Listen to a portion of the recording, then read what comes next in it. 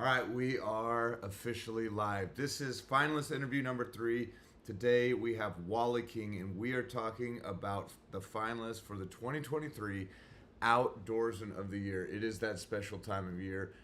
Couldn't be more excited to introduce you to Wally if you haven't met him already. Wally, this is in the course of a year, this is already the third finals that he's qualified for. He has not won one of the championships yet, so someday it's bound to happen for you, Wally. But Wally, in his first year of being a part of the HuntLeague community, he was nominated as one of the finalists for the Western Hunter. At that point, he was relatively new in the app, kind of like Joshua Katanik is right now in this one. But he was relatively new, and we called him kind of the wild card. Like, here's this guy that not a lot of people know. But now, if you've been following and you've been in part of the HuntLeague community the last couple of months, you know Wally King. He's posting for the Wild Food League. He's creating YouTube videos showing some of the different work that he's doing. He's a big part of the HuntLeague community and a deserving finalist. If you're trying to look at, like, all right, let me see where he's at, like, you can see Wally posting some of these food recipes for the Wild Food League. This is him as the OCD Hunter. That is his name inside the app. But these are some of the fun recipes he's doing. He's always cooking up, whether it's a bone broth, whether he's cooking up the tongues of white-tailed deer or elk. That guy gets after it in the field and in the kitchen. These are some of the fun stories and pictures from his year. That bottom left, you got him playing cards. It's not necessarily a field photo, but that was him with a bunch of buddies in Texas recently, and with the 2020 champion has his back to us here, but that's Peter Mosby. If you are wondering, that's H2O runner. But he had a great year, whether it was his son harvesting his first pronghorn, Wally finally getting his first elk with a bow. He's gotten elk in the past, but first elk with a bow, grouse with a bow, white-tailed deer. If we're just going to cover kind of some of the statistics from Wally's season, I mean, he was able to harvest 8 different type of species in 2023. He's from a white-tailed deer, pronghorn, elk, blue grouse, turkey, squirrel. He used a rifle and a bow. The guy just got after it, period. Logged over 10 scouts, over 27 hunts. Was ranked, like in between Cody and Josh. He's kind of lands there in the middle in terms of where he landed on the leaderboard. He was super active, though, sharing some of when he would complete a hunt, sharing some of the details of that with the community, with over 23 kind of hunt summary posts throughout the year, 38 different posts outside of those hunt summaries. His lift, train, or his invest, train, shoot, had over 339 daily challenges checked last year, 59 days shooting, 183 days training, and invest at 93. I know this year, personally, I set my sights on getting that 100, 200, 300. So I want to shoot at least 100 days, 200 days of training, 300 days of invest. But without further ado, you kind of know the format by now. Let's bring you in Wally King. You've got 30 minutes on the clock to share your story. So, Wally, my friend, you know what this competition's about. You've gotten to kind of witness it and see it, and you've been able to talk to some of the former champions the last couple of years. So that is not a big surprise, but I want to hear from you. You've already been nominated for 3. This is your 3rd nomination as a finalist to make it this far in the competition. What does this one mean to you that might be different than the other 2? There's always the honor of just being invited to be in a finals on this awesome program you have, Jared. I think the thing that stands out from this one versus the other 2 was the lessons I've learned, especially since the interview in the Western Hunter League. And I remember I was asked a question by who was it? One of the interviewers on that one about what I do for conservation. And while I answered that, I thought fairly well. I spoke about how I spoke to the principal of the school for putting out some propaganda towards the kids to teach them to like wolves and try to pass this wolf initiative in Colorado, and how I spoke out about that, and how I'm a member of RMEF and doing activities with them. But what I realized I wasn't doing enough of was speaking outside of the hunter community. I wasn't, as hunters, I find that we tend to do a lot of preaching to the choir, And we and can talk to other hunters about the things that we want to see different, but what about those non-hunters? exactly. And I think, and we'll probably get to this more in further questions, so I don't go too far, but I put a big emphasis on how I can make this year impact others in multiple different ways, whether they're family, friends, other hunters, other non-hunters, especially the non-hunters, and then also through YouTube and just the general population, and how we can educate people as a society on the value and benefits of hunting and what it's all about. I love that. Now, one of the things that is clearly lacking from this interview to other interviews is the Amish beard that you're kind of known for. Yeah. Is that a way that you're trying to reach non-hunters by removing the Amish beard? Or are you bringing that back? I mean, that was kind of your signature move inside the HuntLeague community. Yeah, I love it, man. That was the first year that I actually grew it out a little bit, because when I'm hunting, I love to keep the beard. It's good for sun protection and all that. But my wife's always like, when I get home, she's like, "Oh, I can't kiss you. You're too pokey." And so I was like, "Well, I don't need to shave the whole thing. I'm just going to shave this, and then next time I go hunting, I've at least got this there." So I carried that through the hunting season. And granted, I'll probably get out a couple more days for rabbit or whatnot, but I miss getting the kisses from my wife as often as I used to before the beard. So this time of year, it's the pros and cons of these different things. Yeah. So you'll wear a neck gaiter this go around. Okay. Yeah. Wally, one of the things that was said, like when we were doing the selection process, was Peter Mosby. We had the former champions of the Outdoorsman of the Year select this year's finalists. One of the things that he said is, like Wally is relatively new to hunting, and I know he wasn't sure like how many years you've been hunting. And he was like, I introduced Wally to archery hunting, which I know that's become a major passion for you. You're shooting in leagues, you're shooting often. Like that's a discipline that you're practicing throughout the year. But how did you get involved in hunting? I mean, I'll let you tell the story. I know you were not from Colorado, like originally. So tell me a little bit about your background and how you got involved in the sport of hunting. Sure, cool. Yeah, I did hunt growing up. I was introduced to upland bird hunting through my friend Matt Larson in Winters, California, which is the northern part of the state. I always say there's three parts of California. There's Hollywood, there's Southern California, and then there's Kentucky-fornia, and that's where I'm from. And it's the rural part of the state that's all farmland. And so we had pheasant, quail, and dove pretty widespread. And I lived in the country as well, so once I got introduced to it at about the age of 13, I got my license. I got my first shotgun. I got a 22. I was hunting almost every single day in the backyard for dove and quail, and I couldn't get close enough to the quail with the bow, but it was legal means to take at the time to use an air rifle. So I used to use my air rifle and be stealth and learn how to stalk in on them like that.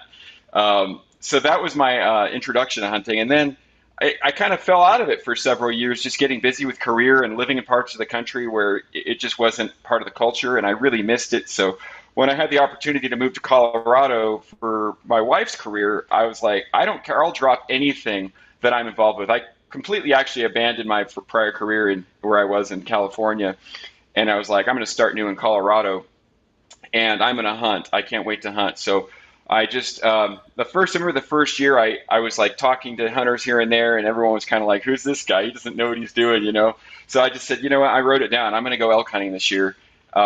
Went elk hunting the first year, wasn't successful. I did go with a friend who had prior experience. When you say first year, what year are you talking about? Like how many years ago is this? When did you make this move? That was 2014, so we'll be at 10 years now, pretty soon. And but after that failed success, I really started to put my mind to it. And it was before I knew that e-scouting was a term, but I had messed around with Google Earth and such. So I started e-scouting through Google Earth, and that following year shot my first elk. And I also shot a deer and a pronghorn. Actually, I think I shot a deer and a pronghorn my first season. So I honestly, thinking back to it, I think I just got lucky. A lot of it came down to just timing and, going after it. Just a lot of it's how many days in the field. But then since then I've just been obsessed. I've been investing so much of my free time to learning the habitat, going beyond the e-scouting, preparing my truck, which I'm sure you probably have questions about. I've got a setup for my truck that allows me to just pop up camp no matter where it is. Doesn't You've have to be done even a quite a bit of campsite. modifications for it, and it's pretty awesome. It's not an overlanding vehicle, but it's pretty dang close with how efficient it is just to pull in, park, and get Yeah, busy. yeah. And then also developing friendships as well, like Peter's, it's been really helpful. He's been an awesome mentor. And originally met Peter doing work for him as a carpenter at his house. That was the career I started when I moved out to Colorado.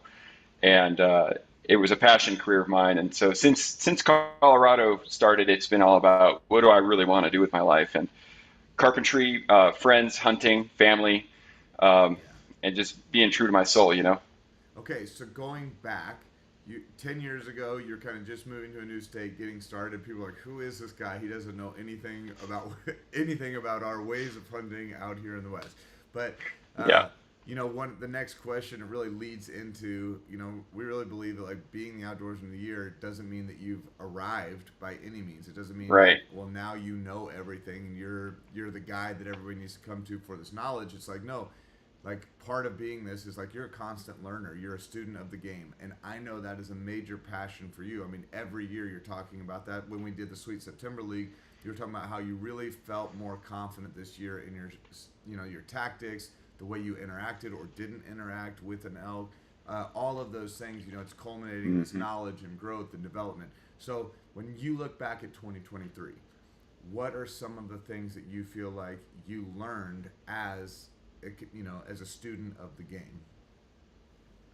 Great question. And just to just to I guess reflect on what you said too, that's one thing I love about hunting is I don't think it'll ever be mastered. There's definitely masterful hunters out there. I'm definitely not one of the most masterful hunters, but it's something that we can always improve. Same thing with carpentry, and I love that pursuit of perfection. So this year, it was a culmination of all the years. I got, it seemed like luck almost that I shot that elk so quickly. It was my second day in the field. First day, I might have even shot one, but I had an opportunity on a bull that I didn't shoot because I just didn't feel like it was a clear enough shot. Later in the day, I had a setup for a bull that I had patterned and got sick and decided to call it because I just didn't see myself pulling an animal out the way I was feeling. So I shot it on day two, and it wasn't because I was an expert at patterning animals. This was day 25 for me, probably, if you add up the last 3 years of archery hunting. So, 25 days, even though it's not the season, total days in archery hunting taught me a lot. And I think, probably the number one piece was reading the thermals. And it's almost an art, man. It's like you think that you know what the wind's doing because you see what it's doing in front of your face.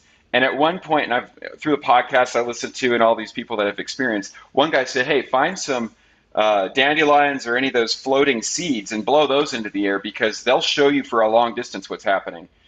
And it wasn't that I could see that in that one instance or any instance that I did that, what was going on with the wind, 30, 40, 100 yards from me. What that taught me is that the wind, even though it's going like in your face where you are, 20 yards from you, it could just drop down the mountain and now it's going away from you. So I played the wind really carefully this year. And before I shot that elk, in literally just 2 days of archery hunting this season, I had one, two, three, four. That was my fifth encounter in 2 days, which I've never had five Wow. encounters in that short of a Yeah. period of time in years past, and I Yeah. attribute that to the wind. That's huge. Anybody that has not elk hunted, I mean, even whitetail hunters and stuff like that, they're always preaching, preaching, preaching the wind. But when you're in the mountains, the unpredictability of that and learning that is such a huge deal. Because if you want a guaranteed way to screw up a hunt, it's not necessarily even showing yourself to an elk as much as it is like, no, let them smell you, and then they are gone. Oh yeah, that's absolutely right, man.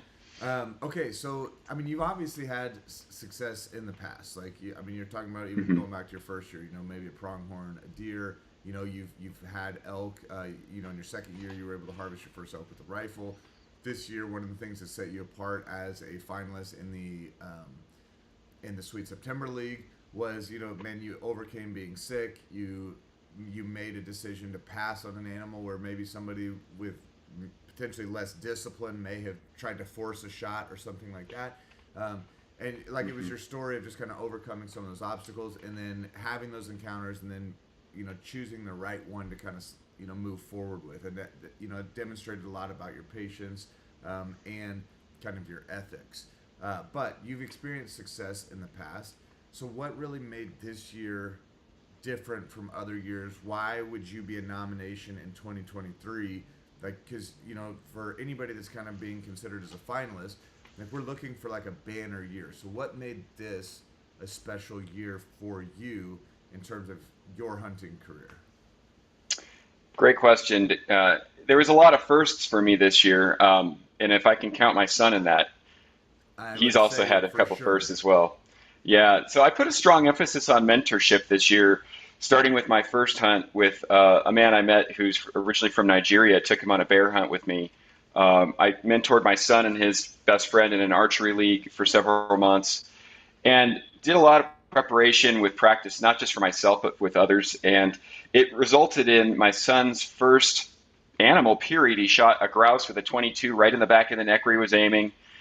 Couldn't have been more proud. I followed up and shot one with a bow right behind that. And then, that was like the stepping stone he needed to believe that he could shoot a big game animal. So if I were to look at there were so many things that were so just to list them off quick, my son's first grouse, first animal, first big game animal, which was a pronghorn. I shot my first elk with a bow. I shot my first turkey, which was also with a bow, but that was first turkey period. And I also shot my first white-tailed buck, but it was hardly a buck if you take a look at the picture of it. But I've got a story behind that we should mention too. But to take it back to my son, that grouse was a stepping stone that, he came with me for this bear hunt. I was like, hey, I got some extra time. I got a bear tag. I already got my elk. Let's go see if we can shoot a bear. And I could tell pretty quickly that he was, I said, hey, bring your 22, maybe there's grouse. He was much more interested in shooting grouse than pursuing a bear. Because anytime you go after bears, it's just a lot of waiting. You're not walking that much. Grouse is a lot more, where you're walking, you're flushing them and this and that.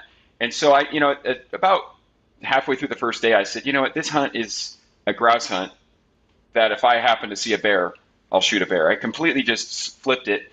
He got his first grouse, and that led to his confidence and his belief system that he really could shoot a big game animal, which paid off. I mean, in the first day, he's been so just this is so out of my world. No matter how much practice this kid does, he has, and it's with anyone, until you do something, especially with kids, it's hard to envision that you can do it, especially if it's it's hard. It's something adults do, whatever.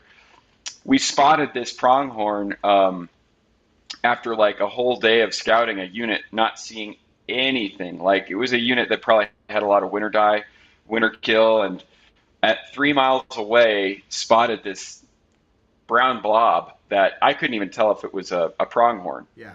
You're looking at a I was 100-pound animal from 3 miles away. It's yeah.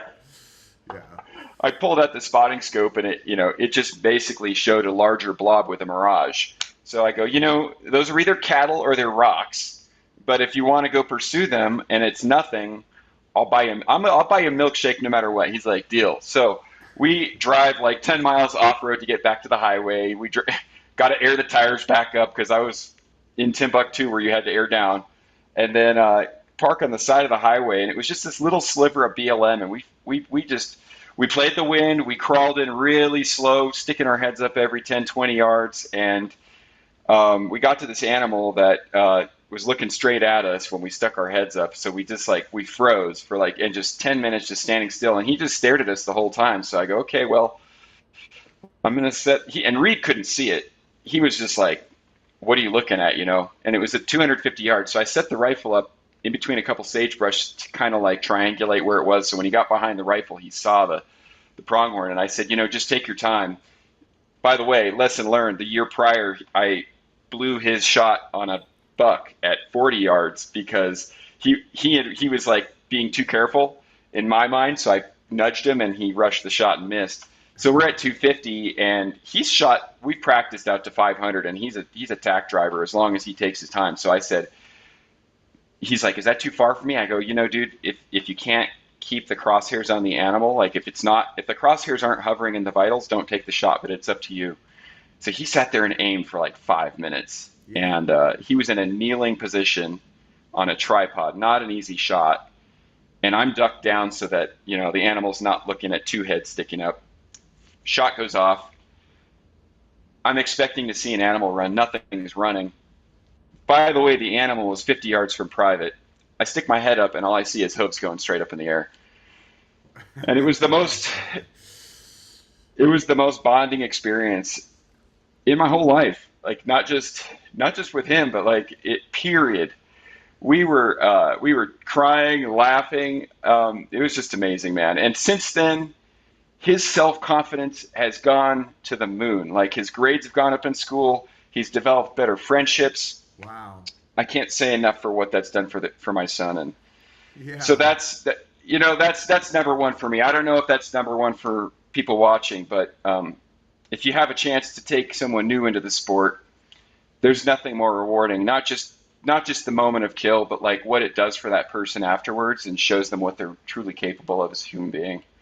Dude, I love that story. And I would articulate back. I've had a lot of great hunting experiences over the last several years, but if I go back in time, like in my 2022 season, my son got his first deer, and my other son got his first bear. And in that year, like no matter what my hunting accomplishments were, it was like the highlight was without a doubt. Like those were such special moments to share with my kids. You talked about that bonding moment. So what's different? What set this year apart for you? I know we can dive into personal success, but I love, when you're sharing, like, man, the most significant moment, the thing that really set this apart. You'll never have another first pronghorn with your son, and that came in 2023, and it was a really special moment for you. And just the transformation that occurred on the heels of that with him. Yeah. Okay, if you could change something about, and this is a hard question for me because failure teaches us all the time. So, like, sometimes I think we can look at, like, do we want to change, like, failure? Like, I wish I would have just been successful, or I wish this would have happened. But oftentimes, like, I know we kind of learn through every experience. So a lot of times I don't want to trade. So this is kind of even a tough question, like, if you were to ask me this. But I want to ask you, like, if you could change something about your season in 2023, what would it be? It's a catch-22. I know of a couple things that come to mind, and the only problem with changing them is that I wouldn't learn the lessons that came from them, right? So one of them was my son. I gave him two sets of long johns for our elk hunt first rifle. It was a cold start to the season. It was like 10 degrees at night, and I instructed him to wear them before the trip, and didn't check to make sure he was wearing them. I didn't know until after the trip that he wasn't wearing long johns the whole time. And every time we went to sit in a spot where there was going to be potentially elk, we had to pretty much leave early, at least in the morning sits. Opening day, we moved on past my first spot, which is in an area that elk frequent regularly. It was actually where I had one of my first encounters in archery season. And on our way back to camp that first day, the tracks were right over the top of ours, and they were right where we could have, right where we were set up to see them. So, like, lesson learned, like, no matter how, just to pay closer attention to, like, how I'm instructing new people, to dot all the I's and cross all the T's, not just for myself, but for them. So that was one. The other one is hunting with Peter. Day after Veterans Day, we had a veteran on the hunt, and he was great. And I was just like feeling sentimental, wanting to do something for veterans. And the guy that I normally deer hunt with, who couldn't afford to go with me this year, actually we didn't get tags. It was a different hunt. He couldn't come on, but he couldn't get a tag. So I think I'm going to shoot this guy a deer. And then I was like, you know what, my friend Trevor, he takes care of me when I'm out scouting in the place that I elk hunt, and when he's like my pit stop when I'm out there and I need a break. I'm going to shoot Trevor a deer too. I just like put that out there. And the first deer that walked by my stand was this weird freak thing with an antler coming down out the side of its head. And I'd already checked with Peter. It was a little small, but I said, hey, if you want me to cull that herd of that guy, let me know. Yeah. So he gave me the go ahead on that.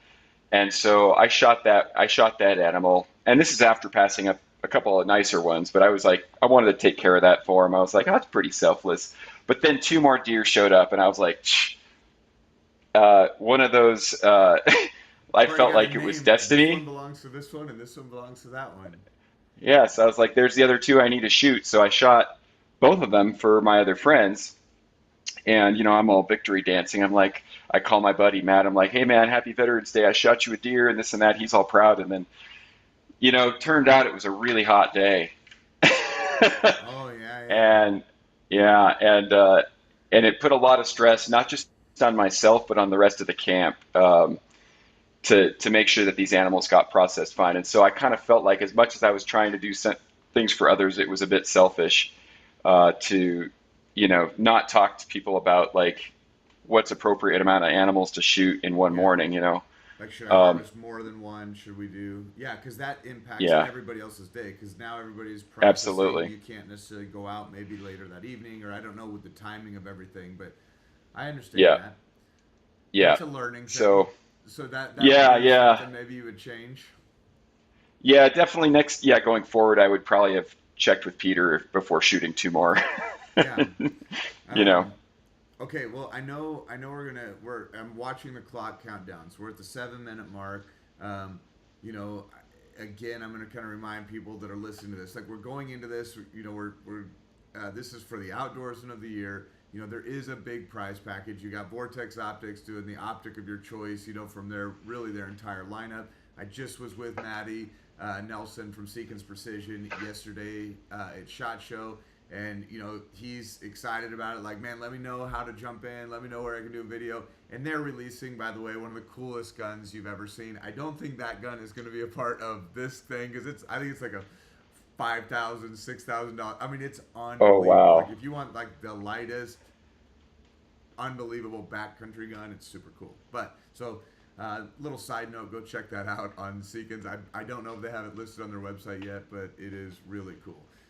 But awesome. it's not. This is not a hunting contest. It's not a hunting competition. Nobody cares that your buck was a funky buck. It's not a size score, anything like that. This is really just about it's your story, what you're doing for outdoors, and we haven't even dove into your kitchen stuff, but people can go back and listen to Sweet September. People can go back and listen to some of those things because you Hmm. are in this, whether it's in the preparation, the physical training, the e-scouting, listening to podcasts. I mean, you are a student of the game. You're shooting in leagues.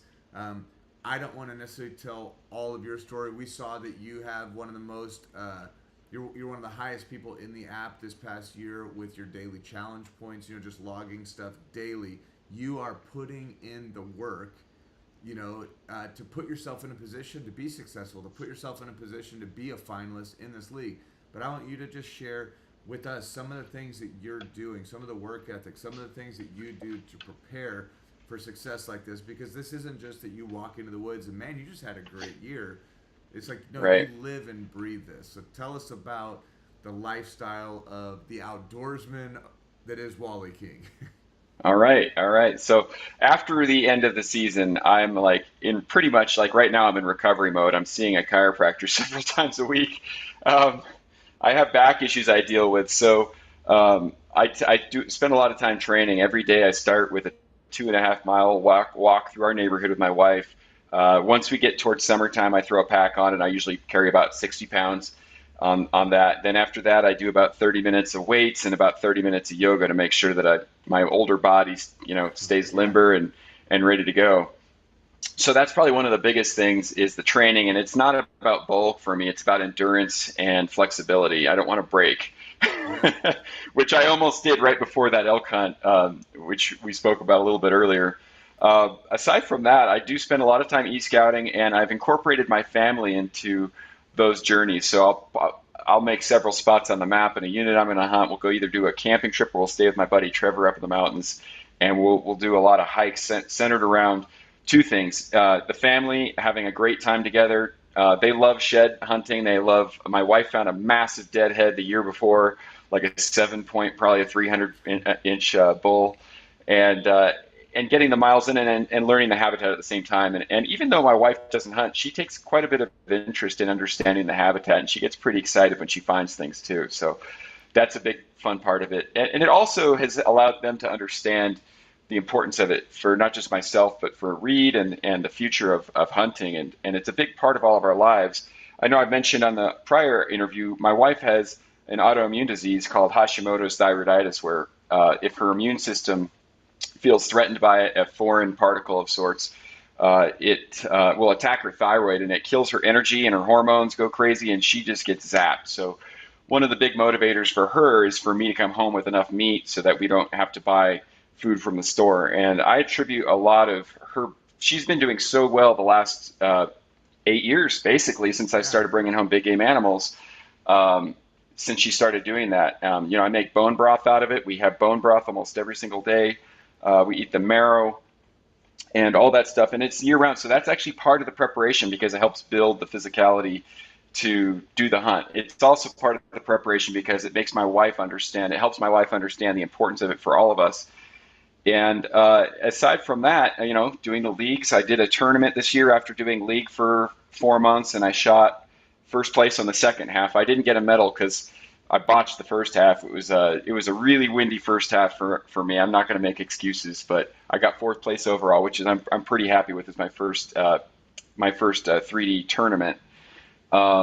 And then also spending a lot of time going to the range. I'm a member at the local range. We go to the mountains and shoot in the sagebrush. I bring my steel out. I bring friends. We shoot, 3, 4, 5, sometimes up to 700 yards for practice at different angles. I prepped my truck. I probably spent about $5,000 on the back bumper. I mean, I've probably overall spent more money on the truck than I spent on the truck itself, if you include the suspension, tires, wheels, bumpers, lights. That truck can go anywhere. I've taken it on ATV roads that I didn't know were ATV roads, and it just does fine. And I can swing the back of that thing out. It holds a cooler on the back. It holds the gas. It holds traction boards. It has a camp table. It holds all the water. So, and then I have drawers underneath in the back of it. So the bed is always set up. Anywhere we go, the bed's ready to go. You just open that arm with all the gear on it, drop the tailgate, and you've got your camp set up. So anything that I can do to make that season more efficient, because a lot of it is like I do want to spend as many days in the field, but I also want to be as successful as quickly as I can. It helps me spend more time helping others, whether it's at home with my family or bringing others on their own hunt too. So, my first goal is get some meat in the freezer. Then I can, I've taken care of my family. Then the rest of that time I can help others. And so preparation does that, That's a big deal. I know that was a big part of Cody Parator's season and even Cody Monzi's season this year, with having brand new babies at home. It was all about look, I have very limited windows where I can get away. All right, we're down to our final minute.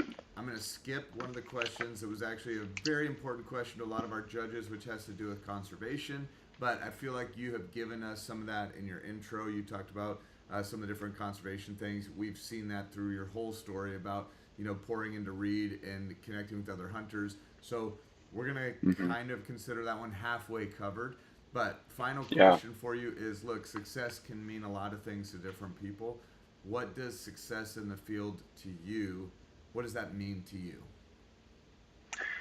Success. Do you want me to incorporate the conservation into that? Is that you can answer that however you want, but like success can really be defined different, because I think people listening can look at this and go, well, did they have a successful season? And I don't know how they're defining success. Right. Is it just based on the number of animals you harvested? Is it just based on efficiency? How do you define success as a hunter? I think when you're successful as a hunter, whether you get an animal or not, you've grown as a person and you've helped other people grow as well. And the conservation plays into that as well. My success in shooting animals has led me to introduce that to a lot of people. So the second half of the conservation, because I did want to touch on this, not necessarily for myself, but to help, I think a lot of us could look outside the box on this. Yeah, I'm a member of RMEF. I did a fence pull with them. That was great. I felt like that was helpful. But what's even more helpful is introducing those non-hunters. And so, like, I was able to bring, I made an elk dish for about 27 different people at a Christmas party. Most of them non-hunters. Actually, none of them are hunters. Most of them had never had wild game before. and Yeah. sharing that story and like, trying to get outside of the box to introduce other people to what hunting really is so that they can have an appreciation for it. And outside of that, yeah, back to the helping others grow. Like if you don't like the bear hunt that I did, that was a successful hunt. Even though we didn't shoot a bear, I introduced a brand new hunter to the sport of hunting. He was looking for someone the way that I was looking my first year and never found anyone. And I kind of knew going into it, my odds would probably be lower in terms of shooting a bear. But Sure. man, we had so much fun. I learned a lot about his culture, which was really neat. He went on some hikes. He was just mind blown the whole time, and it really also helped me understand like how lucky we have it. I know we hear it a lot. Like we're so fortunate in this country to have the wildlands, which are supported by hunting dollars, and that has also been incorporated into my story. So when I talk to these non-hunters, and even people, you'd be surprised, even conservatives, they're like, "Well, do you eat the meat?" It just depends on the culture that you're in, right? Like Yeah. so. I have re-educated so many people, and because I have these experiences with people who've never hunted before, I can bring that incorporated into those stories with the non-hunters to the degree where they understand, like, oh, the reason we have all these wild lands is because of the hunting dollars. Like, if we didn't have the hunting dollars Yeah. and the conservation efforts going into the habitat, no doubt in my mind, that stuff would be sold off to developers, and real Yeah. estate would There's be no way to covering all of sustain it. our forest lands. Yeah, the Yeah, Pittman just look at Robertson Europe. tax that goes in on everything, our hunting license Absolutely. fees, all of that stuff. It's the North American Yep. Wildlife Conservation, and it has brought multiple animals back from the brink of extinction. It has brought, like, it is Yep. working, and the more we Yep. deviate from it with ballot box initiatives and not sound science, Oh yeah. the more dangerous, and precarious this whole ecosystem becomes. We cut the funding, they'll look for the money somewhere else and how they can use the money on those lands, and the habitat will be destroyed. You can look at almost any other country that doesn't have public lands, and that's what's happening.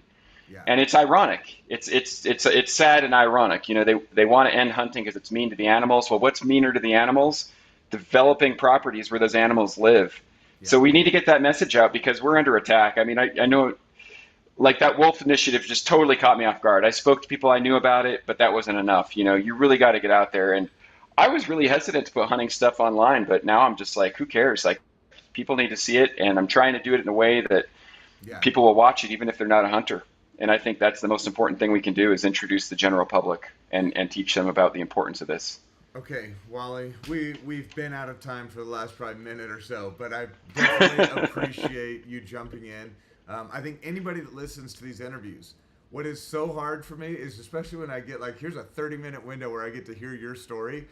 Like when I'm listening to Josh tell his story on the first day, like so he did it on Monday or Tuesday night. Mm-hmm. So I'm listening to him and I'm like, oh my gosh, she's got this in the bag. Like listen to this story, it's so good. And then the next morning I'm doing this with Cody, and then that's like, oh my gosh, Cody's season was ridiculous. It's so good. And then I listened to your story about your season with your son.